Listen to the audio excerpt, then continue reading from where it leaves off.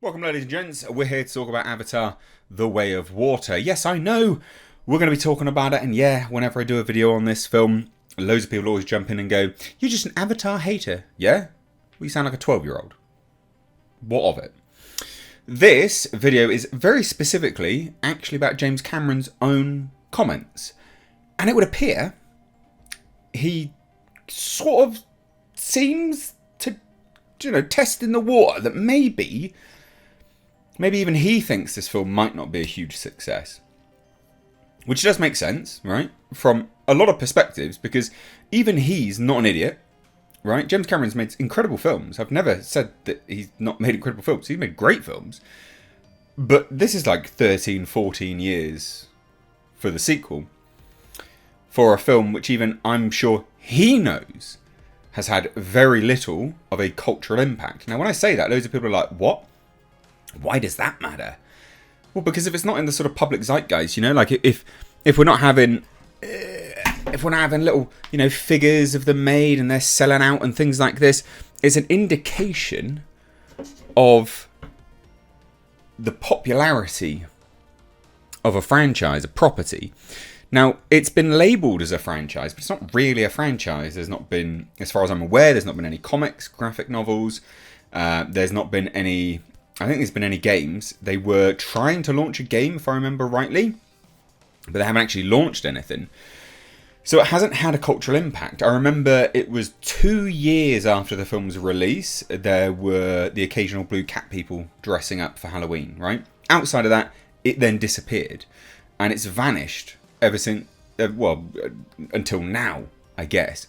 So James Cameron's not an idiot. He's aware that it's had very little cultural impact. I'm sure if he looks on his own works, he's like, yeah, Terminator 2.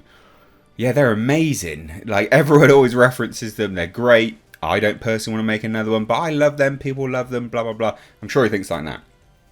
Now, this is a world which has a story that he's churning out, which can be wrapped up in 3 movies.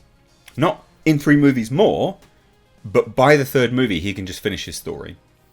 So this, to me, indicates, essentially, movie by movie, he's sort of stretching the story out and telling more other stories around it, not necessarily having a thought-out plan specifically. Because he even says he can, if this movie fails, and this is what I mean by even him sort of testing the water and sort of, well, which way is the wind blowing, that sort of thing.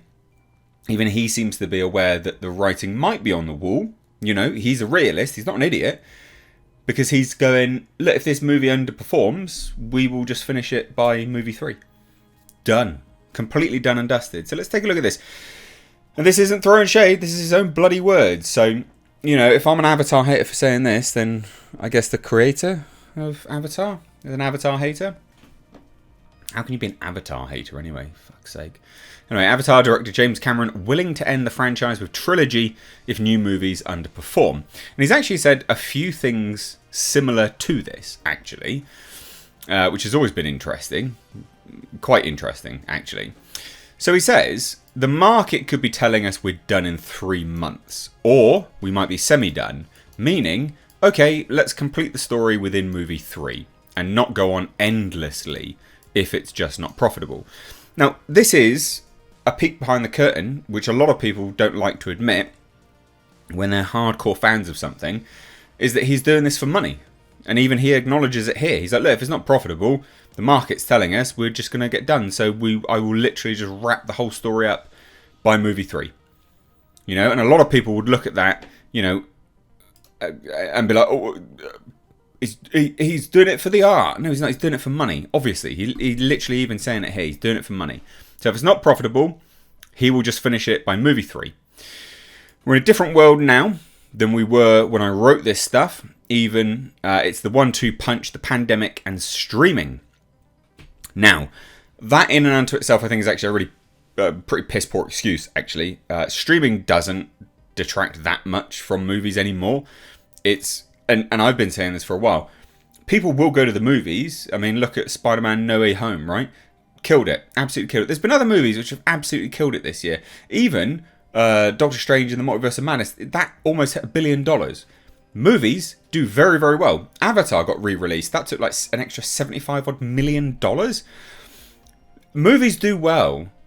And there's been lots of movies released. It's that the market is filled with shit movies. Just utter garbage. Absolute trash.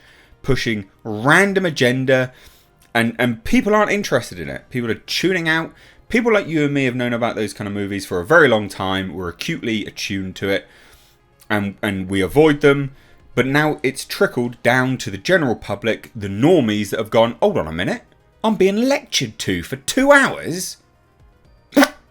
No thanks. And that's what's happening now. It's not streaming. Streaming isn't taking stuff away because very few movies are now being released on streaming simultaneously. And his movie's not going to be released simultaneously on streaming either. And unlikely, he's not going to have a deal with Disney, or obviously 20th Century Studios, Disney now owns it, to say, yeah, release my film in 3 months on Disney+. I doubt he's going to have made an agreement to stipulate anything to that effect. So I feel like this is, somewhat a little bit of an excuse. But then he does say in his, confidence, he says, or conversely, maybe we'll remind people what going to the theatre is all about. I mean, this does discount the fact that other movies have literally made like $2 billion. But never mind. We'll just glaze over that fact. This film definitely does that. The question is, how many people give a shit now? So even he's questioning it, right? Even he is questioning it. Now, the other interesting thing is that it doesn't actually have a Chinese release date, right? It has not secured a Chinese release date. If it doesn't secure a Chinese release date, this movie won't match the original movie. It just won't. It simply will not. This is not a case of like The Joker, which did incredibly well. R-rated film, I think the best R-rated film profit of all time without a Chinese release date. This is a film which needs the Chinese release date because it doesn't really... It's got the family power, sure, but it doesn't cross multiple boundaries and sort of goals and things like that. It's family power. Just hit my microphone. Good. Thanks. Good job, dipshit. So without the Chinese release date, it's unlikely... I mean, it's got to hit 2.9 billion, right? It's got to hit over 2.9 billion. It's not going to do that if it doesn't have a Chinese release date. So it will be interesting, and it'll be interesting to see by what metric James Cameron views this as a success. But he's been saying things like this for a little while, right? And he's been talking about run times. He's been talking about intermissions. People preemptively sort of accusing people of being short attention spans and stuff. Maybe. But something's got to be really gripping to grip me for 3 hours long. Like, goodness me. So there you have it. Interesting bit of information. He's not an idiot. Even he's testing the water. Even he's, again, which way's the wind blowing, checking it out, that sort of thing. But I'd love to hear your thoughts. Again, you accuse me of being an Avatar hater. You're a 12-year-old. Shush. Your opinion's not valid here. Shut up.